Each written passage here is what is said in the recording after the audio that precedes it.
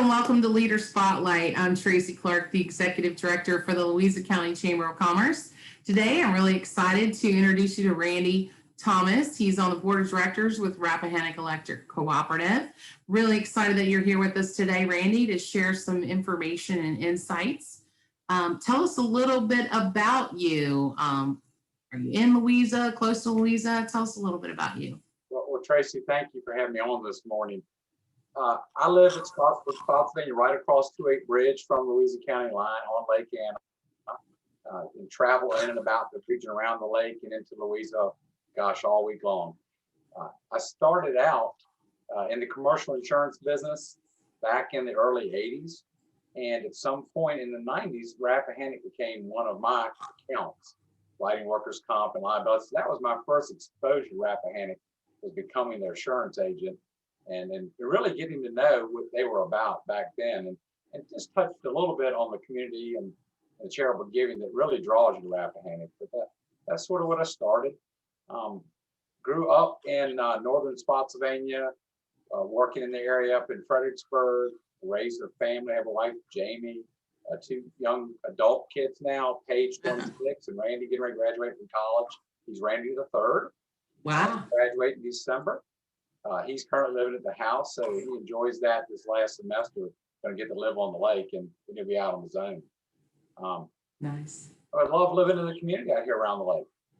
Yeah, it's a great spot. And I know we've interacted on different occasions. It's wonderful. I'm glad we've had a chance to meet. And I was really excited to hear about your role and what you do with Rappahannock Electric. So tell me a little bit before we start talking about a lot of the community service stuff that they do. Tell me a little bit about what intrigued you to get involved on the board of directors with, Rappahannock. Yeah. It started back in the 90s being their insurance agent, but also at a point I got appointed to the Power of Change Board, which is where you round up your meter. And we read, vetting the grants and reading the grants and allocating grant monies to various entities, which we've done quite a bit in Louisa. But the other part was my dad was an lineman for Dominion, which was BEPCO back in the day. And I knew what it was like for my dad to answer that phone at 2 in the morning on a Tuesday in January. And he disappeared for 10 days in my world as a child. Out there living in the world, it was a little bit dangerous. She didn't realize it as a child what your father was out there doing. And later in life, I always talked to my mom, it was sort of like he was in the military because she knew it was dangerous. He was gone for 10 to 12 days, restoring energy coverage. And that intrigued me, knowing how difficult a job this really was to keep the power on for the members of Rappahannock. It was the same thing, just a different entity. Yeah, I'm getting more and more intrigued the more that I learn. I mean, power is one of those things you tend to take for granted. And then even the people that are keeping the power on, you don't always internalize the risk that's involved. And so I think that's great. And the connection between your father and growing up in that I always like to learn the backstory, like what really pulls people in that direction. Community service, that's a given. I think that's great. And we're going to spend some time talking about REC and all the programs and what they do in the community. But as far as the lineman work, so on the board of directors, how much involvement do you have related to things like safety and some of that other stuff? Well, I'm second on the board. We're really a policy board, and our only hire is our CEO, which currently is John Hewitt. He's a great leader. You probably have met John at some point. Yes. So really, we don't dabble in operations. We read safety reports. I read one this morning to look at what happened during the month, and it's amazing the little bit of activity we have, considering the miles of travel, the hours that are put in, and the dangerous conditions that the guys and gals are in out there in adverse conditions, whether it's storms, snow, ice, whatever it may be. Yeah. Power lines. Oh, wow. Yeah.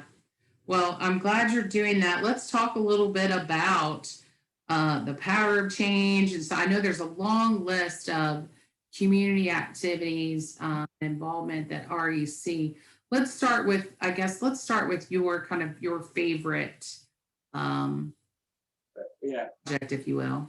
my favorite is the Power of Change, because I sat on that board, and the Power of Change is a program where our members opt in to round their meter up when their bill comes. If your bill is $102.05, it goes to $103, and you're donating 95 cents.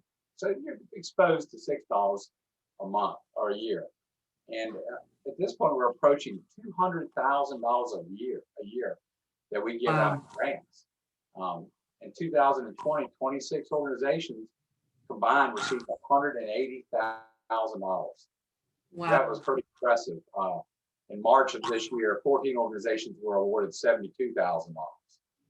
So it's really exciting, Josh, and we're only scratching the surface with about 20% of our members rounding their bill up.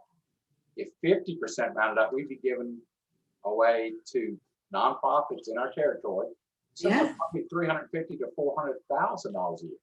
Wow. So the money goes right back into our local communities. Now, how do you involve your members in terms of, are they involved in any way in terms of voting on who gets the funding or the grants? No, it gets out by word of mouth, and then folks like Stephanie Corin, and she got the word to the Louisa Arts Center. There's several of them. I'm trying to think on the top of my head that we've done. The Arts Center, LACA, which is the Lake Anna Civic Association, to help with the algae bloom and some of the testing costs. Right. It's the big advantage to help stay on that issue. Yeah. So it goes by word of mouth, and of course you have to go to the website, thepowerofchange.org, to pull the application. It gives you the underwriting guidelines for what qualifies for the grants, and then we receive 30 or 40 or 50 every 6 months, and they're awarded, I think, September 15th and March 15th every year. Twice a year. Those folks on that board have quite the job. So I might have asked my question incorrectly. So I understand how an organization might apply, but you said that your members are the ones who are contributing, right? They're rounding up their bill. That's correct. Do they play a role once the grants and so forth are submitted? Do your members have any way of participating in the selection process of who gets the funds, or you were mentioning a separate board? How does that work? Well, they do in that way, that the board for the Power of Change are our members from selected areas around the 22 county territory. Okay. We're 170,000 meters, 170,000 miles of 17,000 miles of line. It's a very large territory. Yeah. So we try to find someone in each area, divided up in about 7 or 8 areas, to sit on the board so they can get the word out in the local areas from Winchester down the Northern Neck area towards Tappahannock. It's sort of a big crescent territory. Right. And it takes that spread of members to sit on this board to get that word out. Right. And then those board members are the ones who are actually reading the grants and selecting on behalf of their community. Yeah, that's your direct link to the membership right there. Yeah, that's wonderful. I love that program. And I know that you guys do some other funding outside of the Power of Change program, which I love the fact that you're actually involving community members in contributing and giving those dollars. But I believe, aren't there some other programs for you guys? There's several. One other, we have an employee giving program, which is phenomenal. Last year alone, our employees raised $40,000, out of their money. Wow. For United Way donations. The employees, which most of them are members, also have Project Big Heart, which are golf outings and different fundraisers. And last year they gave $61,000 through those events. Wow. Back into the community again. So it really starts to add up. We also have corporate grants that we have 2 $5,000s and 2 $2,000 grants that are given to 2 different categories of community organizations: education and emergency services. So we do that every year. I think what the other ones are: Power of Change, the employees, the scholarship program, the cooperative, which is again the members' money. We give away $20,000 in scholarships for students attending colleges and universities and trade schools. Wow. We do that every year. So how, tell me a little bit about that process for students. How do they find out information about applying for the scholarships? Is that through the schools directly, or do they have to contact REC? Through the schools and through the word of mouth and on the website. Okay. And we have put it out on Facebook and all. We try to do a great job with social media. Now, this world's changing. Um, Social media is how we're reaching out, and our communication department does a great job of getting the word out on these things. I see you on social media as much as I am, and if you follow or like Rappahannock Electric Co-op, you'll get all this information on Yeah. Facebook. I'm sure it's on Twitter, Instagram, and all those different means of communicating that are out there today. But that's how we evolved it, like plus on the website. Yeah, we do a lot of work. I mean, REC is a great partner to the Chamber of Commerce as well as Louisa County. And Casey, she's been a big supporter and getting involved with a lot of events and exposure and supporting the community. And you guys actually have done it with our nonprofit summit and some of the other activities. Louisa Gives Back. REC stepped up in a big way to support that and the businesses. Um, can you give me any other ideas, like where do you see your efforts as it relates to community involvement? Do you guys have a vision or a long-term plan of kind of our pie in the sky goal is to do X, Y, and Z, or? Gosh, it starts with the employees. They really help guide us into where they see needs in the community. Um, our board members, our employees, and also the members out in the field that buy the energy, that see that we have these programs. That our vision is to grow all of those 3 or 4 different items that we talk about. But in the power of change, it has so much potential. Yeah. I always thought if we could get 100%, there are states in the country that allow the co-ops to do round the bill for all their members. You have to opt out of it. I sure wish we were one of those states, but we have to opt in Virginia. It's a voluntary program, but gosh, we could get the word out and grow that program. We're talking about hundreds of thousands of dollars every year. Almost feel like to be one of the larger charitable giving organizations in our region. And that's where, and we don't want to be that because we want to, pound our chest a little bit. We want to do that because we want to give and help the community of which our members live. Yeah, and I think it's important the way that you have that program built is that it is all encompassing. So many people can feel good about contributing to that particular organization. Or, I mean, I know you guys do a great job of spreading the word about how the money is distributed, and your members, can. I try to write, you see me out, I try to wear my Rappahannock garments, my shirts and hats off to drive that conversation. If people ask me why I'm wearing it, what I do there, that type of thing, so I can spread that word and meet folks like yourself that you and I've met through several just social organizations that we've gravitated towards some community service, that type of thing, and that people will ask me about things, and our employees do it and our members are starting to do it.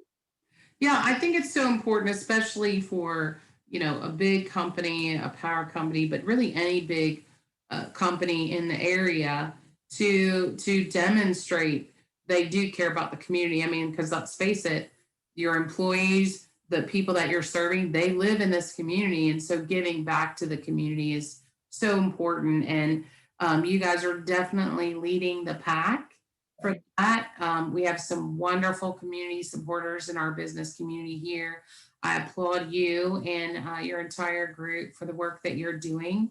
I do want to remind everybody that Rappahannock Electric is a member of the Chamber of Commerce, so you can get in touch with them by going to our website at louisachamber.org. And Randy, why don't you do you have the website that people can go to find out more information about these grants or the scholarship program? Well, certainly it's on our website, Rappahannock Electric Cooperative's website. And the Power of Change is thepowerofchange.org within that website. But if you go to community tab on the website, okay, all those charitable giving or scholarships are available, and you can read about them right there on the website. That's wonderful. And like us on Facebook, 'cause, they do a great job in communication department, as you know. And getting that Yeah, word. well, and you know what? Actually, thank you for saying that. The Facebook page and probably any other social media channels, but particularly with Facebook, with storms and alerts and all of that, you guys are great about getting that information out as well. And so, I want to give a plug for that. It's not just about, what REC is giving back to the community in donations, but just purely being out there, like you were mentioning, getting those calls at 2 a.m. and being out trying to restore power. And, storms come up, people go inside and get safe, but the linemen and so forth are out there. Thank the linemen because it is hard, physical, dangerous work. It's not dangerous if they stick to the safety protocols, and they Right. do. We're very fortunate. Our guys do a great job in the field, Right. staying safe and working diligently to get our energy back on. But thank one when you see one. It's tough duty out there. Absolutely. It really is. I have a new appreciation, and I really appreciate you taking the time to share some information. I know you guys have had some good programs, and so whatever we can do to help spread the word and continue to help our community grow and those organizations that are serving directly those people in need.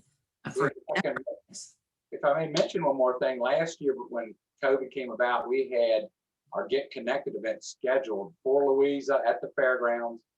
I'm carrying the flag along with Mark Wood to try to make sure we keep that thing on track for the point at which we can open up and have that in Louisa again at the fairgrounds. It's a great day. It's barbecue food. The safety guys out there with the line trucks that showed everybody about what happens in those outages. And yeah, are you guys talking about a date? Are you guys talking about a date? Not yet, but we're having our first live board meeting this Wednesday at our Culpeper office. Oh, wonderful. Yeah, I'm excited. Start generating that conversation now. Yeah, that would be great. Well, keep us posted because I was looking forward to that last year as well. And so that'll be great. Well, again, thank you so much for your time, Randy. Thanks to everybody. And you'll be able to get connected to Randy by contacting REC. Thanks. Take care. Have a good week.